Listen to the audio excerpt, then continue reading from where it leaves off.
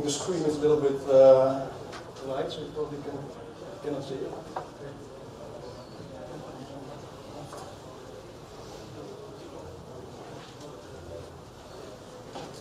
Chris, I need a marketeer to help me with my presentation. Max? What's happening now? Okay.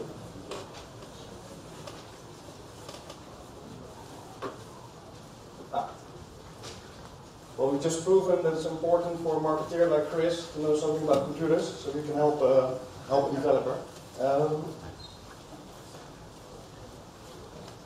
First, let me briefly introduce myself. About 10 years ago, I co-founded .Control, which is a next-level digital agency. We do everything from strategy to UX, design, implementation. We do that for a large number of national and international clients, which you probably can also not see. This is our team of about 40 digital heroes, as we call them. Our brand key, or it means is technically awesome. That means that everything that we do should be technically awesome. And these guys make this possible. I think it was around 2010 that we were looking for a new ASP.NET e-commerce framework. I think we were using ASP.NET Storefront, some awful product. Then we came across nopCommerce and we were like instantly fell in love with it because of the architecture, the features. Well, probably the same reason why you guys are standing here. We're located in Rotterdam, which is a city 1 hour south of Amsterdam, in the vanilla factory, which last year was appointed as a UNESCO World Heritage site. Besides .Control, we try to run a few startups that we develop. One of them is Eventer, which is a SaaS event registration tool. The other one is Shellfast, a marketplace automation tool. You can use it to sell your products on Amazon and Bol.com. It does all the synchronization. And what we noticed, and we also tried a few startups which like miserably failed. And at .Control we were building really beautiful products, but we were not able to deliver happiness to our clients. So that's why 2 years ago, or 3 years ago, the official date is 2 years, right? I got a LinkedIn reminder yesterday, I think. So we co-founded Rockboost, the first Dutch growth hacking agency. And that's a truly golden combination, because at .Control we build the stuff, and then the guys from Rockboost are analyzing, measuring, and improving the stuff in iterations. So that allows us to bring a smile to our customers' faces. Okay. Back to the subject, machine learning. I'm going to first briefly try to explain to you what machine learning is. I'll give some examples of how machine learning is being used today, to give you a better feeling of what it is. And eventually I'll show you a case study of how we used machine learning to implement a nopCommerce plugin. Well, I think you've all seen this bullshit bingo coming across your LinkedIn and Twitter streams, especially in the last year. So we have AI, big data, neural networks, machine learning, etc. Well, it's the same slide too, right? So we think that's a lot of buzzwords. And today I'll try to zoom into machine learning, which is a specific field of, a subfield of AI.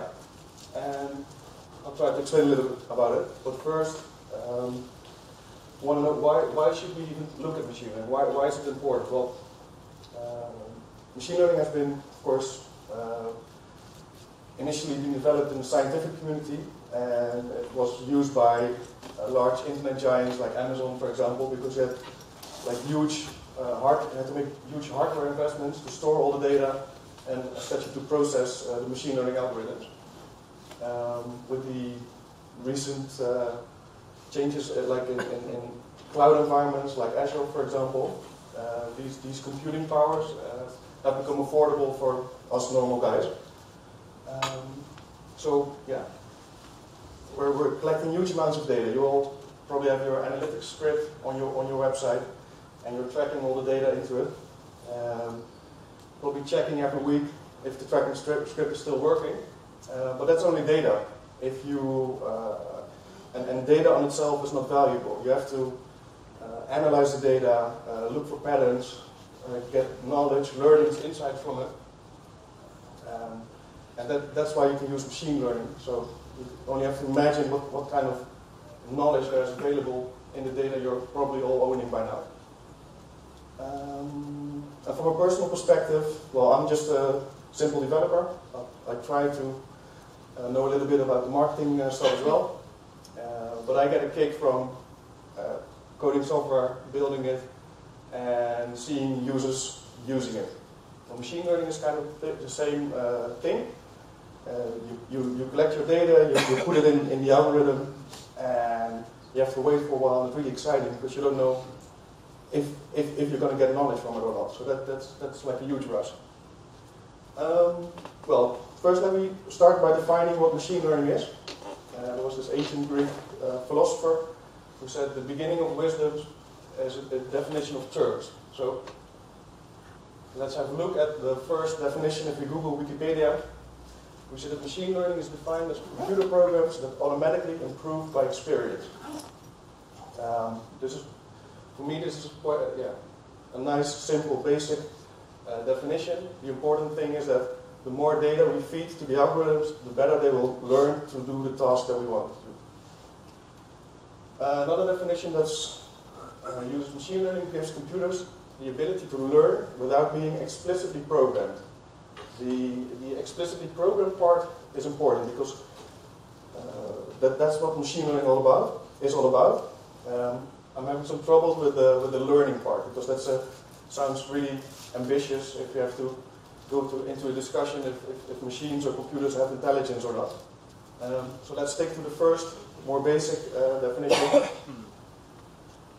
Because today I want to show you that in its basics, machine learning isn't that complicated as it might seem. This is an overview of a traditional algorithm. You usually have some input parameters. You code your function to achieve your result, and you output that as the output. If you look at the machine learning algorithm, it's kind of a different paradigm. You feed it both the input data as well as the output that you want to learn. And you just pour it into the algorithm, and what's happening inside of the algorithm is kind of a black box, so you don't know what's happening, and it's not returning a normal output result. Instead, you'll get a learned model, and with this model, you will be able to predict future input based on the historical input that you put into the model, into the algorithm. Machine learning seems something of the last few years, but actually the first algorithms were from the 50s and 60s. There was this famous computer scientist, Alan Turing. I guess you all heard about him. He worked on, well, first he cracked the German code during the Second World War. There's a nice movie about this. Another thing he's famous for is the Turing test. And the Turing test is basically a test that tries to prove intelligence in machines. And he did it by turning around the question by saying, if you put a test subject in a room, and we let the test subject chat to someone in another room, which is either a computer, a machine, or a real person, at the point that the test subject is not able to identify if he's talking to a computer or a person, that's the point that we can say machines have reached intelligence. Last year, these three guys, I guess you've all seen them before, together with a bunch of scientists, they sent an open letter on artificial intelligence, warning about the dangers of autonomous warfare, artificial intelligence and weapons. Well, I think we should take that warning really seriously, but it's also safe for me to continue this presentation if we just stick to the machine learning part. Some real-life examples, facial recognition, image pattern recognition, that is something that is machine learning is used, self-driving or autonomous driving cars, health, for example, to check what combinations of drugs are causing side effects with with humans. Finance, predicting stock values, classifying loan applicants if they're healthy applicants or bad ones that you don't want to have. Yeah, Internet of Things, also a kind of hot technique. You know, a lot of sensors inside machines collecting huge amounts of data, and we want to process that data, detect patterns or basically anomalies that would allow us to predict if a machine is going to break down in the next week. So we can do, for example, preventative maintenance instead of replacing the machine when it's done. Recommendation engines, I will talk about that in more detail later. Text classification, so it's basically not really machine learning, but you have like natural language processing, which allows you to do sentiment analysis. For example, in your nopCommerce store, if you have the product ratings, you could let a machine learning algorithm check if the content is positive or negative, and if it's positive, you could auto-publish it and then save your time for the negative ones, which you might want to moderate and have a look at. The lead classification form, if you ask a few properties in your lead generation forms, you will probably be able to say which are good leads, which are bad leads. Chris talked about optimization, which you can do using traditional A/B testing that has some side effects. Multi-arm bandit testing is a machine learning variant of making A/B tests. So the machine makes a lot of small alterations, and you can use machine learning algorithm to select a winner. Well, there are a number of different algorithm types that are being used today. But first, let me look at the sample data that we're using for machine learning. So usually you have a database with a relational structure, but a machine learning algorithm usually is a flat file. So you have to like convert your data into a flat file, like this example, which is the weather data set. It's a famous simple machine learning set that is used in literature to compare different algorithms and see how they work. Because it's such a small data set, you can in your head like practice the machine learning algorithm so to better understand what it's doing. You see a number of columns. These are called attributes. Each column has multiple values. So for example, temperature can be hot, cold, mild. And if we look at the last column, the play column, this is our result column. So this actually says that for these given inputs, with these weather characteristics, the output of should we play tennis or not is yes or no. So this is what we want the machine learning algorithm to learn, to predict. It's a binary problem, a two-class problem. It can either be yes or no. You can also have multi-class predictions or numerical values. But this is basically what we do. The process, it all starts with analyzing the data. So we have to look what kind of data do we have available in our systems. And based on that data, we can check what kind of values we would like to predict. And that determines what machine learning algorithm we should choose to try to get some knowledge from it. Once we have that in place, the important step is to pre-process the data. So depending on the algorithm, you might have to remove duplicate or missing values, or you have to recode numerical attributes into classes. And then you basically, the next step, this is an important one, is that you split your data in a training set and a test or storing data set. So you use the training set to train the algorithm, and later on you want to be able to check if what the algorithm learns actually works when you would be predicting future values. So you use the test set to score your learned model, and that gives you some statistical evidence of the way how well your algorithm is working. So analyzing the results, that's the tricky part. Running the machine learning algorithm itself is not really tricky, but you have to be able to interpret, are these predictions that my algorithm learned to make, are they good enough to use in a real-life scenario with new real-life data? Machine learning is also about disappointment, because most of the time you don't learn anything. So you have to do all these steps, wait for the machine learning algorithm to process, and then nothing happens, no learnings. So that means back to the drawing board, selecting a different algorithm, tweaking the parameters of the algorithm, until you eventually finally get some learning that you get from your data. Like I said, there are different types of algorithms. You have descriptive algorithms and undescriptive algorithms. Descriptive algorithm means that a human is able to somehow analyze or visualize the decisions that are made within the black box of the algorithm. And undescriptive means that it's really a black box. This is quite important because if you make predictions with machine learning algorithms, it's more about like correlation. It's not saying it's a causal effect. So as a human, you have to use your knowledge to learn why the machine is making these predictions and what is the underlying reason for it. This is a decision tree. It's an example of an algorithm type, a descriptive algorithm. You can see, well, this is a decision tree learned from the weather data set I showed you previously. What you can see here is that it tries all the columns or attributes and then selects the first one that is able to make the largest part of the prediction. So in this case, we start by checking the outlook attribute. If it's overcast, then play is simply yes.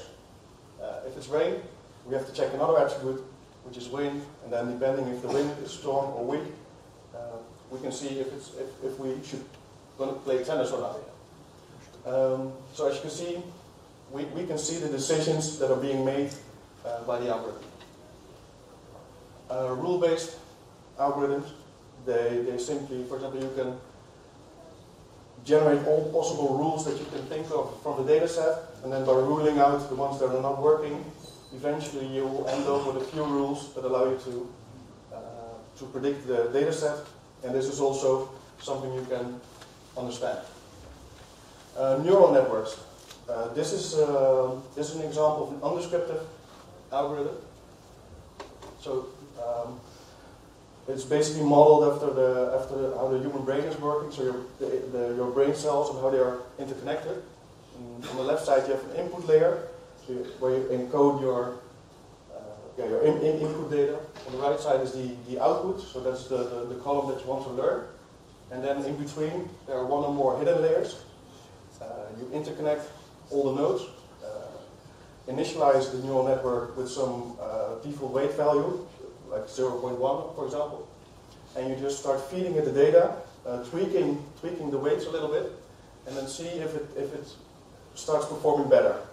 If you're tweaking in a certain direction, and if it performs better, you try to tweak it a little bit into that direction, and then eventually it starts working. But you have to have a lot of iterations. But as you can imagine, if you would in this model see all the weights coming up, then that would be like doesn't mean anything to you. So that's why it's called undescriptive. They have been made great because neural networks are really popular. They're really working well. So a lot of effort and also advances have been made in visualizing or making this learnings understandable to humans. For example, the self-driving car example, it in its basics works by having the camera image. For each pixel in the image, we have an input layer into the network with a few hidden layers, and the output is if the car has to move to the left, to the right, front, or back. And if you do that, if you look at the picture, you see the road bending to the left. So this is how the neural network learns how to interpret the visual information from the car camera to determine the steering.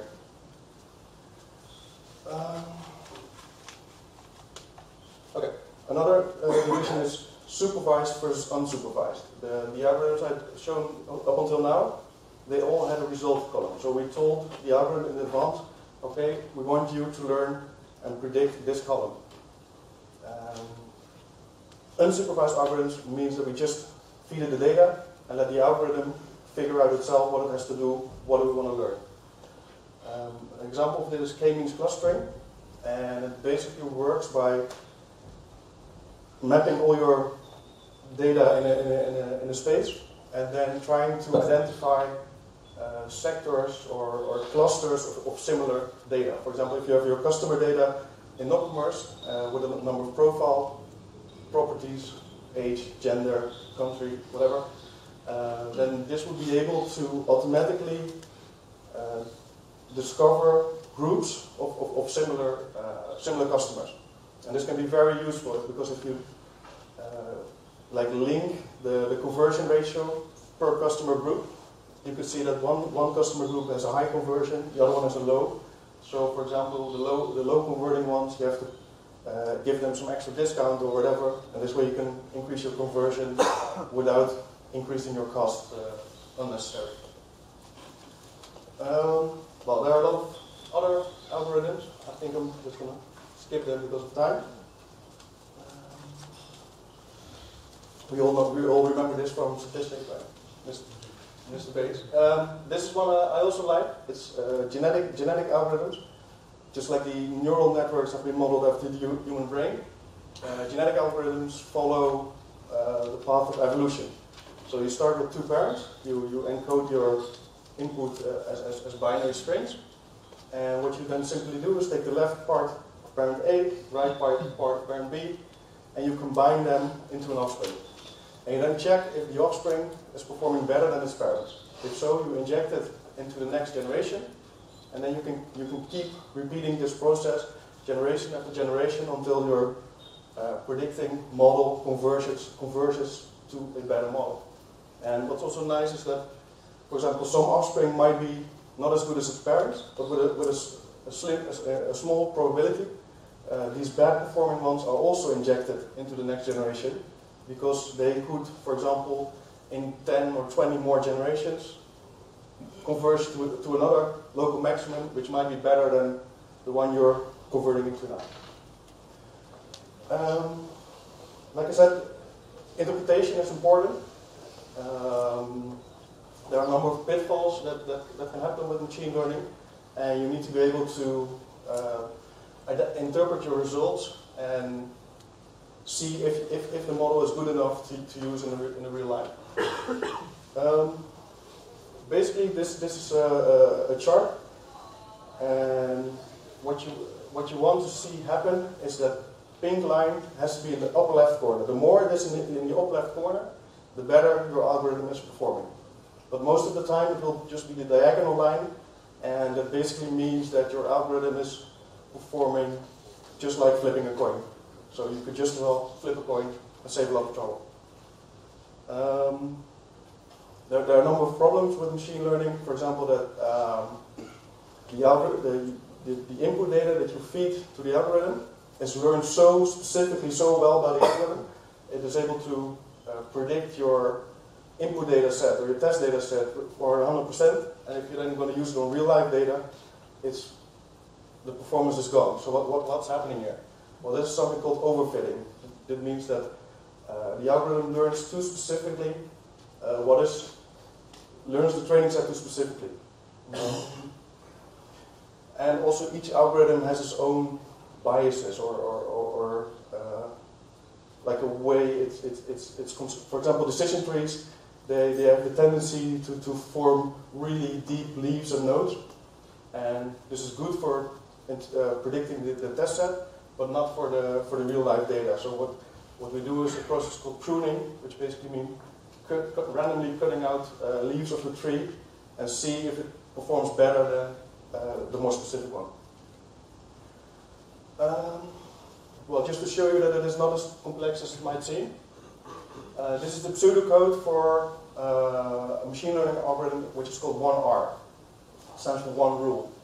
What we do is, for each column or each attribute, we calculate for each value how well that column is, what column. So if we would would only be allowed to pick one column, what column would have the lowest error rate? And that's the one we were going to choose. Well, this sounds really simple, but surprisingly, this algorithm works really well with real-life data. So it is used mainly if you're developing new machine algorithms to check if your newly developed algorithm is performing better than 1R. Because if it's not, then you might need to get a different hobby.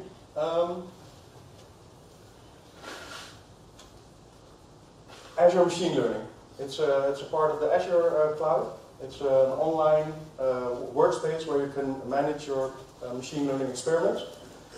So you basically upload your data to the portal, or you can pull it in from Azure Blob Storage. You can set up your experiments inside Azure ML. You can choose the different machine learning algorithms, do your data pre-processing, and check the results. If you're happy with the predictions, then you can publish your experiment as a predictive experiment, and that means that you can expose that predictive experiment as a web service, so that you can consume it in your apps or websites or whatever. And you can even publish your experiments on the marketplace, so you can monetize your algorithms for if you have a good one. Azure also has a nice machine learning cheat sheet.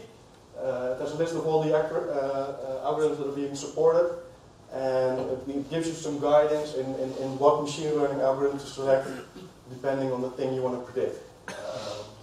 So if you want to predict a two-class or a multi-class or a numeric value, or you want to have long training times and high prediction times, or the other way around.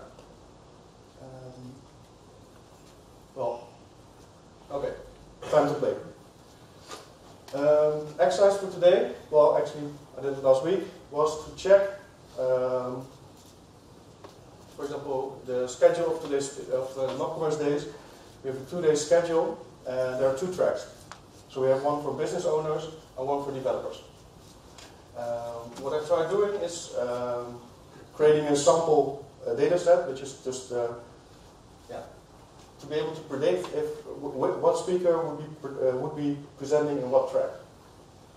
So I started by setting up an Excel sheet with all the speakers, and if you look at the description column, you see either dev or biz, which is the track we're using today.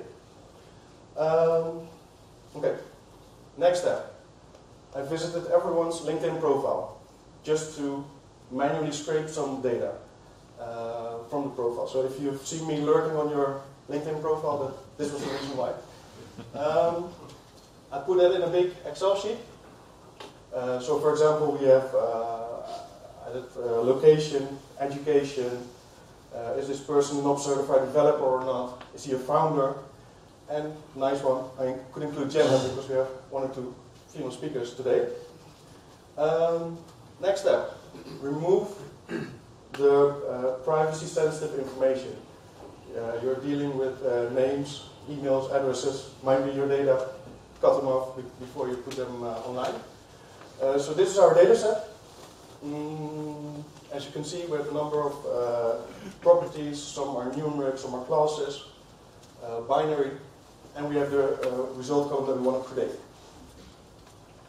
Next step, I uploaded the data set, simply a CSV, to the Azure ML portal and set up the experiment. So what you can see here, the data is coming in from the first node. It's simply dragging and dropping components.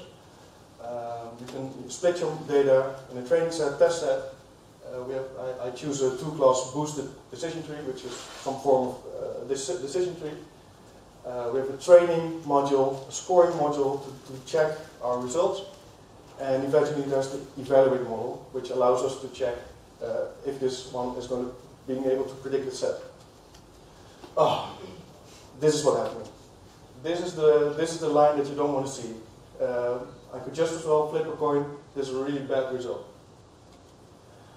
But, like I said, back to the drawing board. I just simply switched the decision tree for a neural network, retrained the algorithm.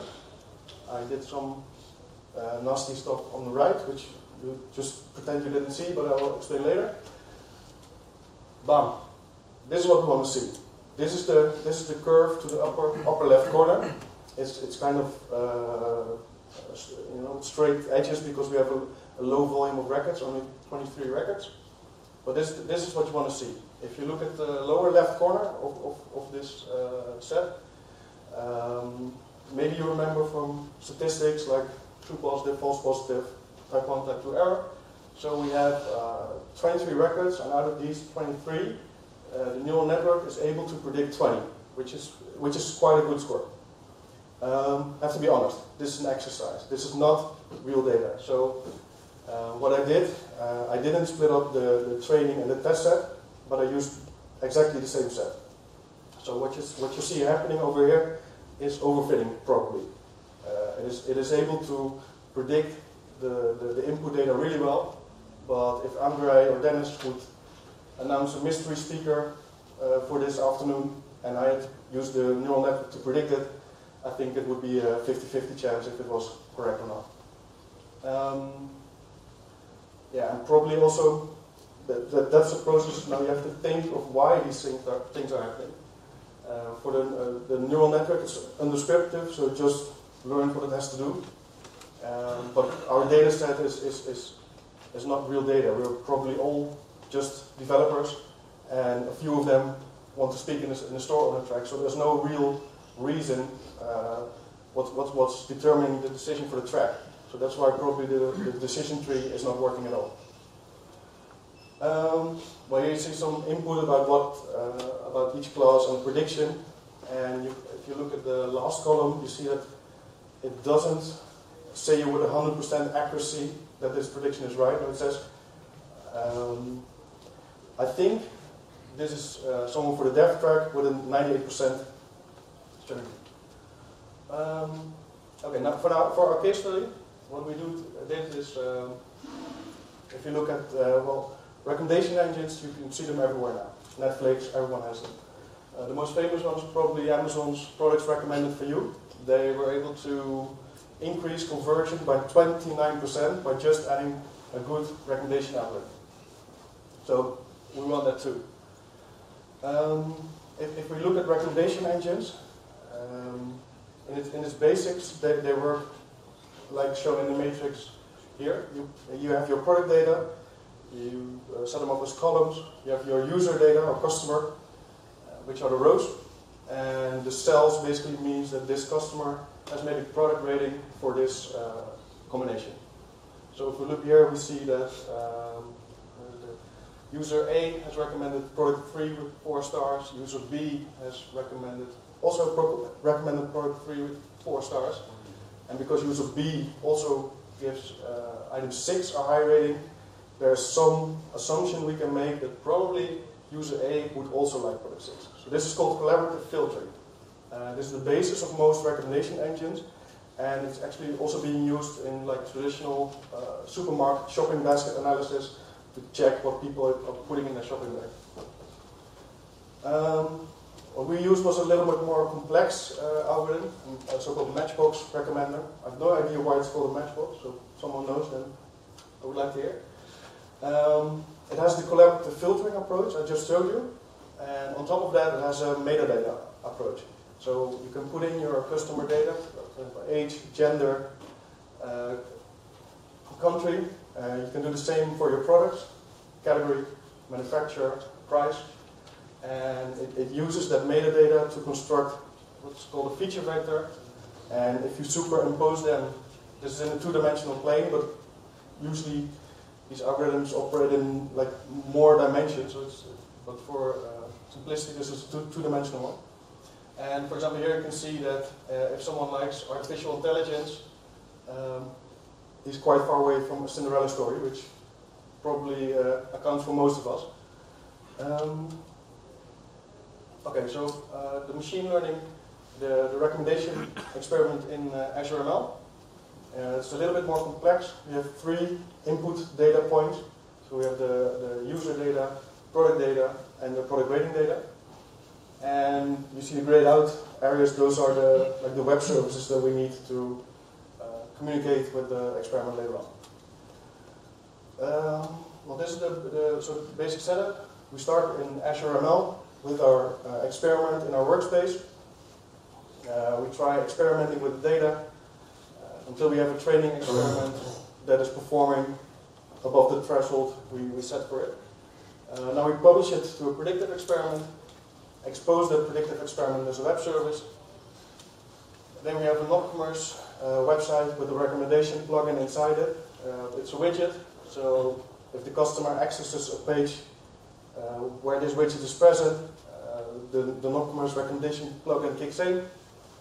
It asks the predictive web service, please give me the recommended products for this customer.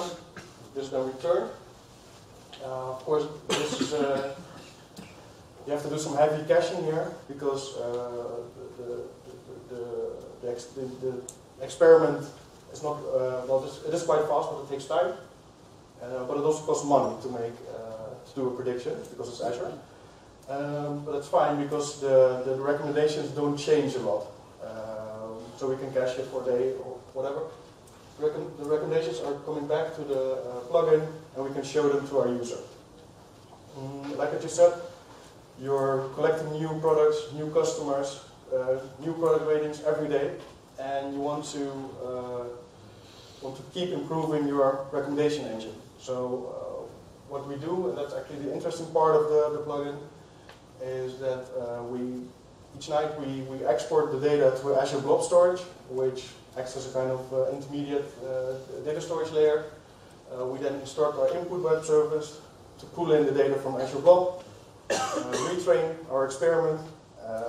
We get a result back that has a score of our model. So if this result is performing better than our threshold, we'll update predictive experiment with the new learned model, and the circle is round. We have some new predictions with new data, even better ones, and we keep repeating that process every night. This is called the retraining loop. Okay, so now for the end result, this is the plugin. It's not really spectacular. It's just like the existing nopCommerce feature.